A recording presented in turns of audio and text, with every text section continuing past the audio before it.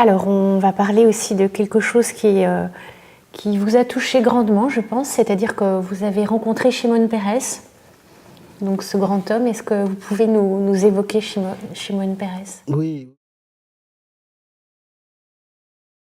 oui. Je dois évoquer deux personnalités. Allez-y. Deux personnalités, c'est-à-dire qu'avant de rencontrer Shimon Peres, Oui. il y a quelqu'un de très important aussi qui s'appelle Yitzhak Rabin. Yitzhak Rabin. Donc, quand j'ai vécu pendant 5 ans en Israël, Israël à cette époque était un petit paradis en fait. C'était vraiment parce que on n'avait pas de difficultés de vivre ensemble. Et il y avait, moi j'y vivais dans un quartier où il y avait beaucoup de réfugiés qui venaient d'Afrique, du Soudan, de l'Érythrée, de la Côte d'Ivoire. Donc les vivre ensemble était moins problématique à cette époque. C'est justement parce que ces deux personnages qui étaient charismatiques savaient un tout petit peu comment maintenir la paix sociale. Oui. Et on n'a pas eu beaucoup de difficultés.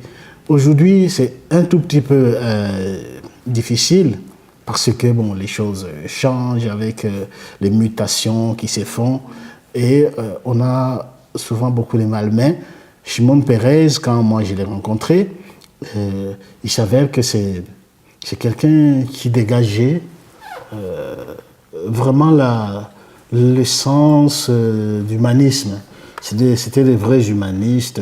Bon, aujourd'hui, les mots humanistes ont été un peu galvaudés, oui. Parce que, bon, même des trafiquants d'armes ou des drogues, se dit humaniste, donc ça a été galvaudé. Mais quand j'ai dit Shimon Peres, c'était un humaniste, c'est vraiment au sens propre du terme. Yitzhak Rabin, c'est pareil. Mais malheureusement, vous savez, des gens comme ça, comme Rabin, comme Shimon Peres, comme Martin Luther King, comme Gandhi, ça, ils ont souvent des fins tragiques parce que Martin Luther King ne méritait pas ça.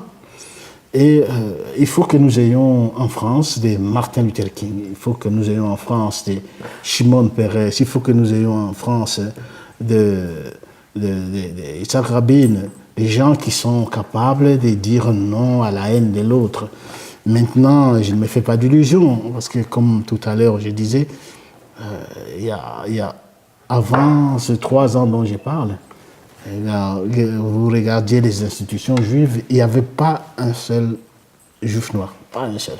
C'est-à-dire que bon, c'est une caste des juifs blancs qui se connaissent, qui se disaient, et ce n'était pas normal. Non, il faut que la diversité fasse partie de la richesse, et de la richesse de vivre ensemble. On ne peut pas faire des antivaleurs à la place de valeurs. Donc, la haine de l'autre. À ce moment, on parlait beaucoup plus du jeune Théo qui a été violenté par la police. Et moi, je voulais le féliciter parce que malgré la souffrance, le mal qu'il avait, il appelle quand même au calme. Oui. Donc, si c'était quelqu'un d'autre, il avait dit, bon, voilà... Il fait preuve d'une paix intérieure. Voilà, c'est ça. C'est exactement le mot. Quand on vit avec une paix intérieure, le proverbe dit, on peut avoir mal, on peut avoir de la peine, mais il est interdit de renoncer. Ça, c'est notre principe. C'est-à-dire que nous avons mal, nous avons de la peine, mais il nous est interdit de renoncer au vivre ensemble, parce que c'est le socle même. Il y a la panique, elle est générale par rapport à qu'est-ce que la France va devenir. Ah oui, c'est fini. Ouais, historiquement, il y a des précédents. Oui. Il y a des précédents. Au Moyen-Âge, bon, l'Église était maître du monde, maître de la France. On ne pouvait rien. C'est-à-dire que bon, c'est eux qui avaient. Et jusqu'en 1789, ils se sont rendus compte que non, ça changeait. Et donc, quand on passe cette étape-là, on vient, il y avait effectivement l'époque de Napoléon avec l'esclavage. Et les gens pensaient que ça allait durer comme ça, mais non. il y a toujours une dynamique des changements dans les bons sens. Aujourd'hui, on peut toujours pleurer en disant oui, la France, c'est fini. Moi, je ne crois pas une seconde. Je reste optimiste dans l'idée que personne ne pourra mettre la France à feu à sang comme ça, et puis tout le monde va les regarder comme si c'était un théâtre. Non. Je crois beaucoup à l'idée que la maturité du peuple français n'est pas quelque chose de discutable parce qu'on l'a vu dans le passé. Oui. Maintenant, effectivement, quand on regarde les étapes, il faut toujours un moment ou un autre qu'il y ait un changement qui arrive. Et en ce moment, nous sommes dans cette dynamique-là. C'est-à-dire qu'il y a un changement profond, un changement sociétal profond qui va s'installer. Il y avait un sursis, Première Guerre mondiale, il y avait sursis, Deuxième Guerre mondiale, il y avait sursis. Maintenant, aujourd'hui, la jeune génération des Français ou des Européens a dit non. La corruption, les jeunes ne veulent plus en entendre parler. La gabégie, oui.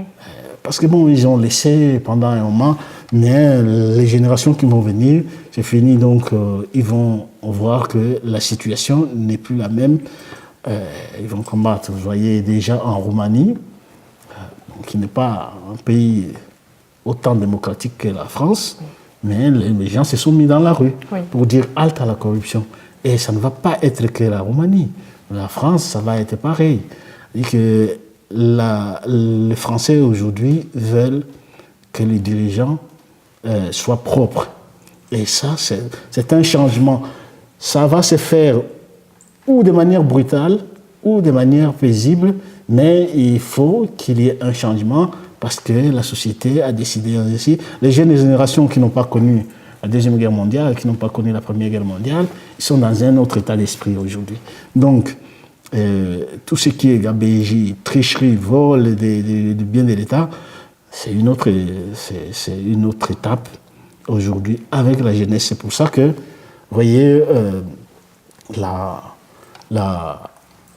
Roumanie, la France, la Belgique, ça va être, c'est-à-dire que l'Europe, de manière générale, va être secouée par ces changements. Maintenant, là où il y a les dangers, c'est que il y en a qui font des mauvais calculs en pensant que la solution viendra des slogans, des gens qui disent « si vous m'élisez, moi, vous allez voir, je vais mettre fin à tout ». Non, c'est pas ça. C'est un changement qui va être collectif et une prise de conscience. J'ai dit ça parce qu'on entend des messies qui débarquent comme ça, qui disent « non, moi, je vais arrêter tout ». Non, c'est une question de génération. Donc, 14 et 18, 40-45, il y avait sursis. On comprenait, on vient de sortir de la guerre, bon, et les politiques en ont profité pour se remplir les poches. Aujourd'hui, la jeunesse européenne s'est réveillée. Et ça ne va plus être pareil dans les années à venir. C'est-à-dire que les politiques, moindre soupçon de corruption, ils vont être dehors. Ils vont être dehors parce que la génération aujourd'hui, les 25-30 ans, ne veulent plus entendre parler de ça. Donc voilà un tout petit peu comment les choses vont évoluer. Mais là où il y a effectivement un petit souci, c'est est-ce que ça va se faire de manière tranquille ou de manière brutale? Mais à un moment ou un autre, on a eu 10 millions de morts 14 et 18, on a eu 100 millions de morts 40-45. Il y aura un changement qui vient, mais je ne sais pas comment ça va se passer. Ou de manière paisible. On a vu, aujourd'hui, je lisais dans un journal, il dit, bon, Trump, qui a été élu aux États-Unis, lui, il s'en fout complètement, il suffit qu'il appuie les boutons. Oui, bien sûr. Et il va appuyer sur un bouton, et puis bon. Et oui, il y aura des gens comme ça qui... Donc vous gardez espoir Non, moi je suis optimiste. De toutes les façons, l'optimisme c'est une définition qui doit être générale, c'est-à-dire qui doit toucher tout le monde. Je ne garde pas seulement espoir, mais je dis que ça ne peut pas être autrement. Et quand on prend la France, on regarde l'histoire ou l'Europe de manière générale, mais il y a eu pire. Hein. Il y a eu pire. Non, quand on regarde le Moyen-Âge, où c'était effectivement, quand on prend les différentes étapes de la France, on voit qu'il y a eu pire. Mais nous, c'est-à-dire que ceux qui agissent en silence, ils sont majoritaires. Les Français qui ne veulent pas des guerres, qui ne veulent pas de la haine, mais il y en a des masses, ils sont majoritaires. Oui, mais le problème, c'est qu'ils agissent en silence.